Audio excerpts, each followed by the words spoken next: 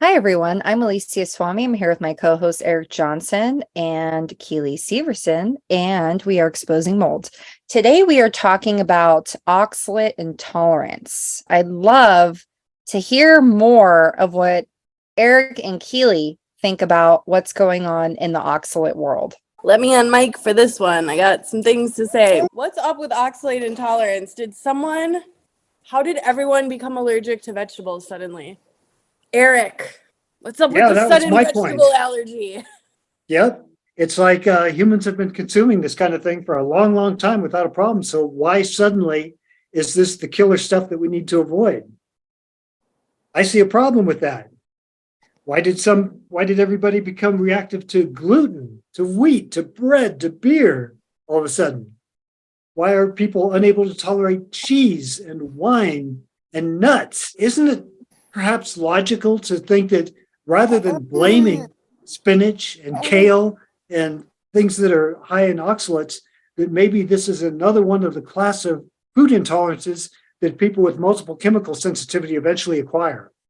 That's such a good way to think about it because I feel like people get intolerant to different types of food groups.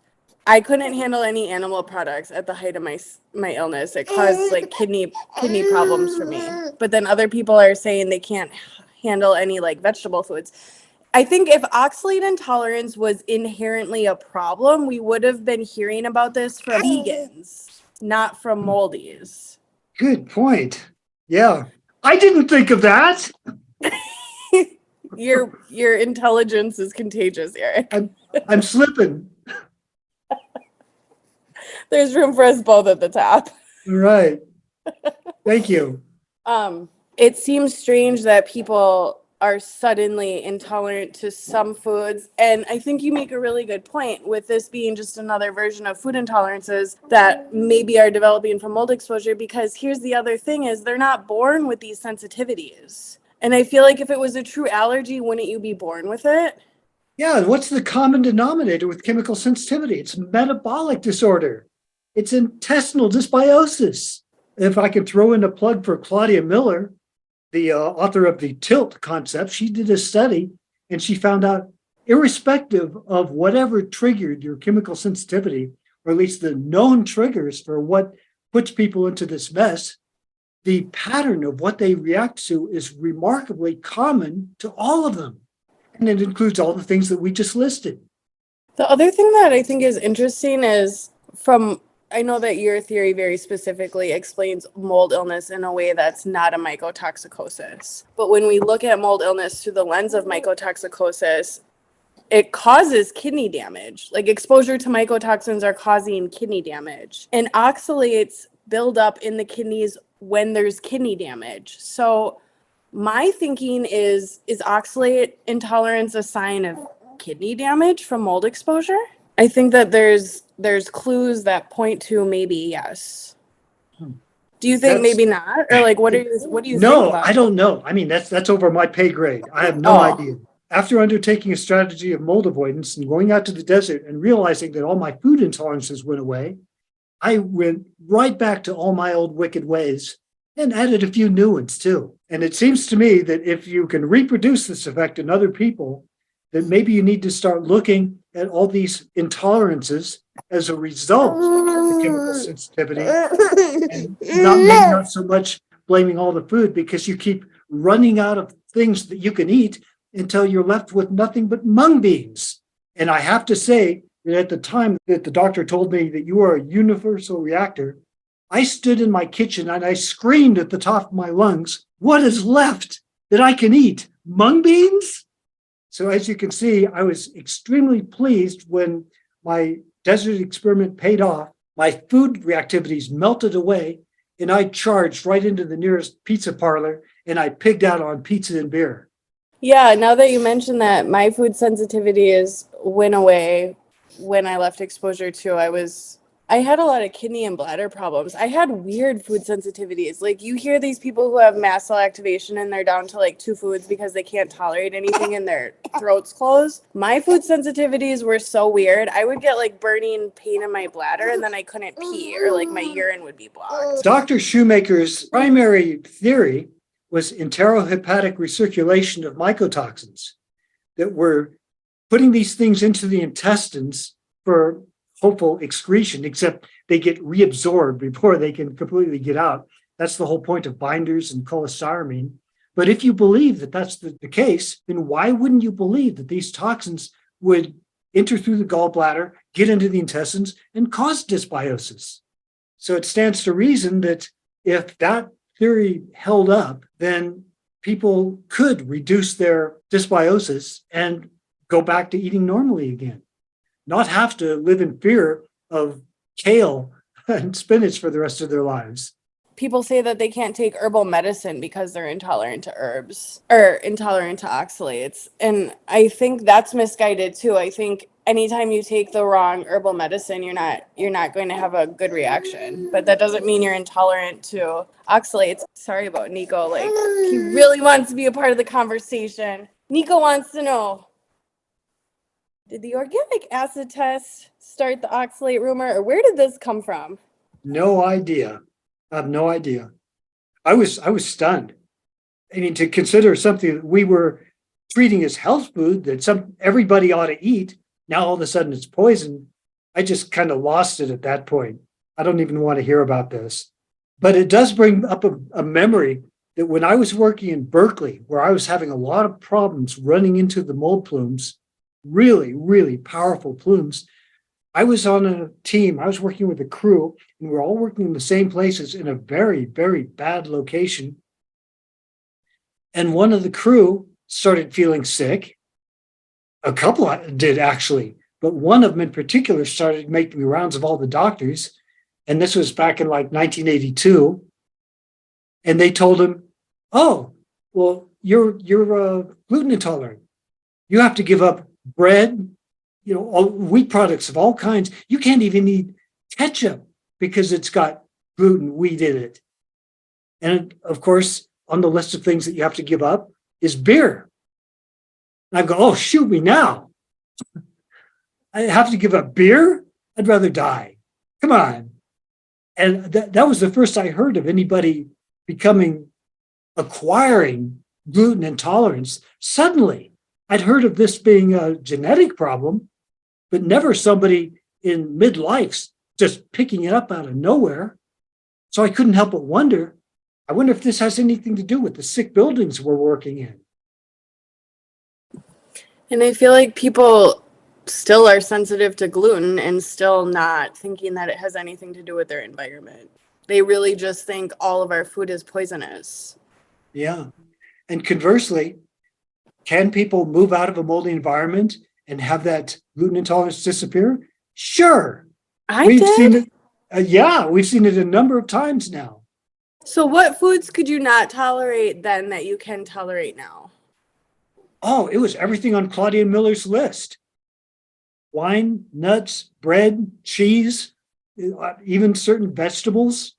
Like broccoli is one of my favorites. And I was even becoming reactive to broccoli. And it's just like everything. Whatever I put down my throat, my body didn't like it. And it was very frustrating when these nutritionists are walking around going, "Well, in order to recover, this is what you have to eat." And it's the very same thing that somebody else is saying, "Oh, no, don't eat that. That'll kill you."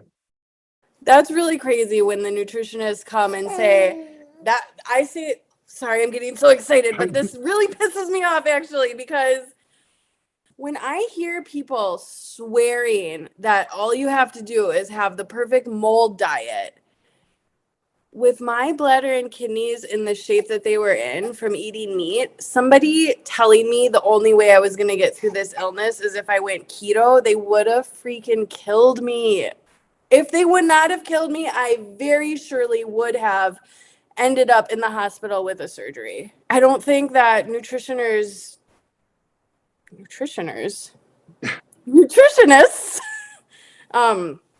I think that they have to be really careful with giving advice about serious health complaints and connecting it to food, because if you think that all illness is only going to come back to food, it's interesting because that book by Theron Randolph, he highlights the emergence of, he's like talking about food sensitivities, but it's Yeah.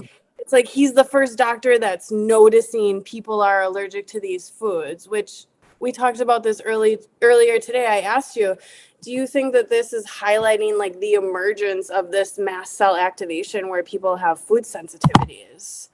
And that's exactly what Claudia Miller reports.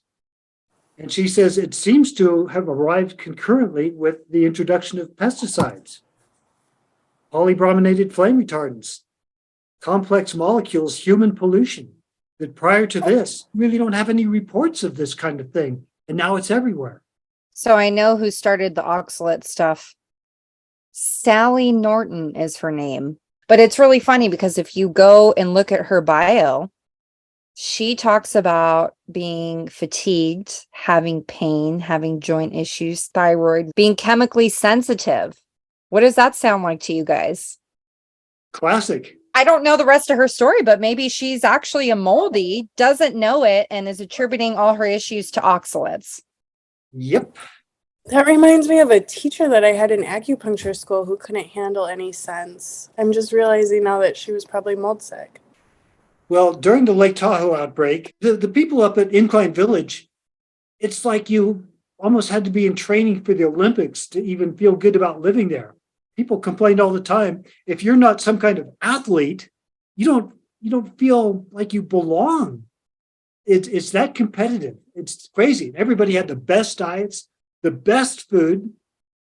So when the mystery illness hit, all of a sudden these doctors from the valley, from the big city, would come up and they would tell marathon runners, well, you need to improve your diet.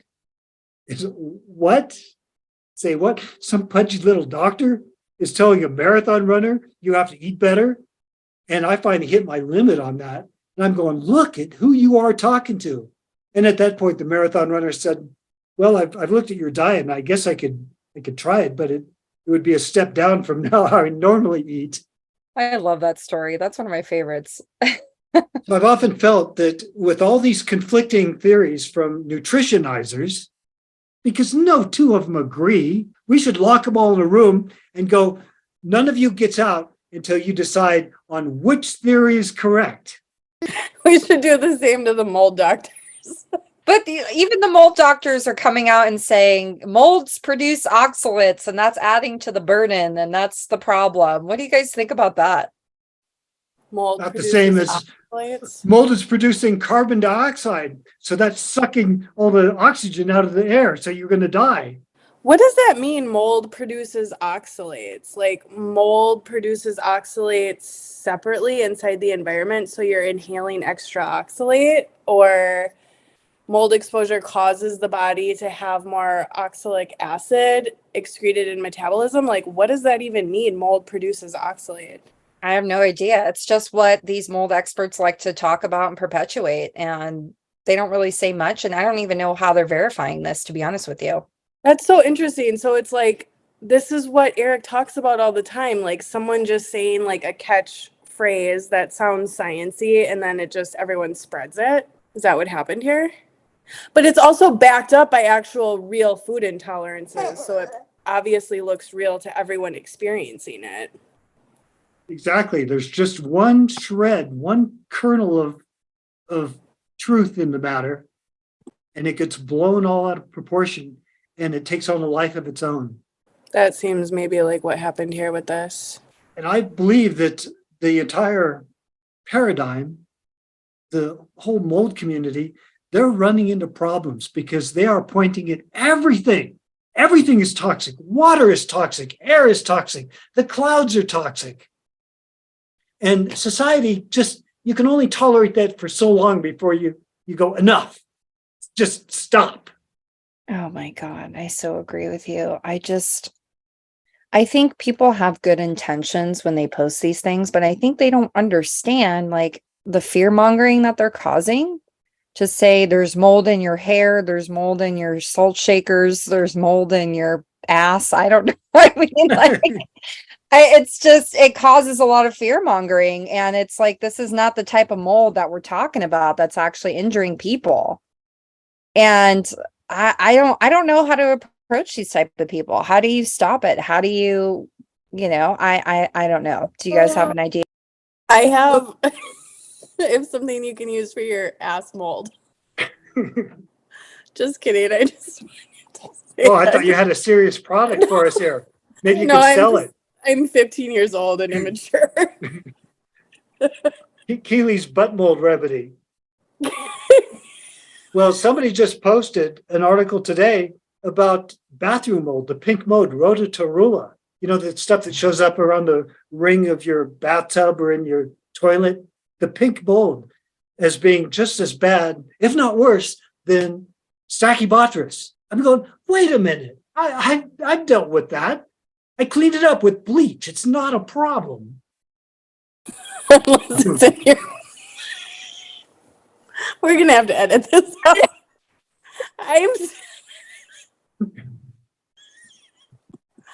I think the mold is making me manic. All right. I think we're done here. Didn't Jill Krista say that that pink mold is ketomium and everyone's losing their minds? Right.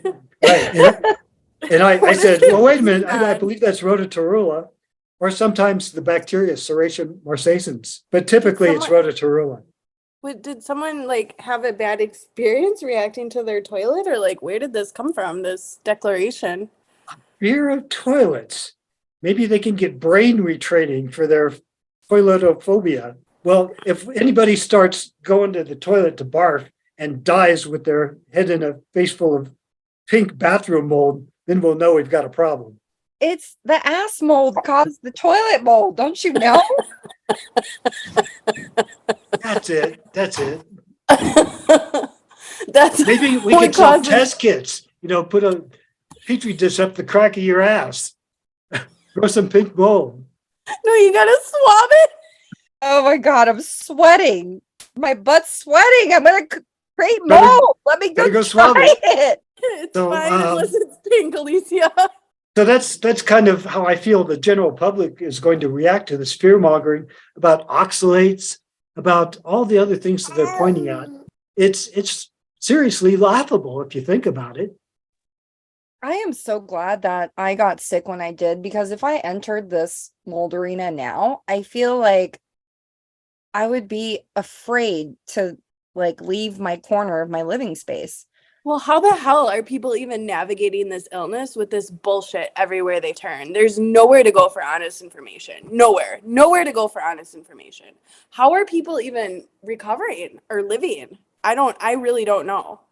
Truly. And they go so far as to say, well, Eric's living in a tent in the desert.